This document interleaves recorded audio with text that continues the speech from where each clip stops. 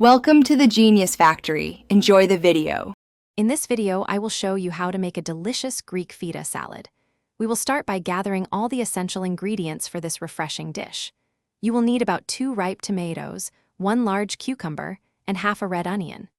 Don't forget a generous cup of Kalamata olives, approximately 4 ounces of creamy feta cheese, and 1 green bell pepper. We will also prepare a simple, tangy dressing to bring all these wonderful flavors together. Now, let's get our vegetables ready. First, dice your 2 ripe tomatoes, 1 large cucumber, and 1 green bell pepper into roughly 1-inch pieces. Next, thinly slice about half a red onion. This helps distribute its flavor evenly without overpowering the salad.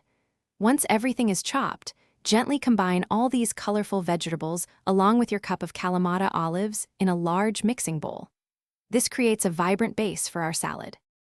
The star of our salad is the feta cheese.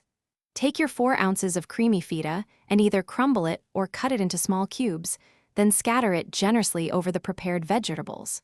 For the dressing, whisk together 3 tablespoons of good quality extra virgin olive oil with 1 tablespoon of red wine vinegar.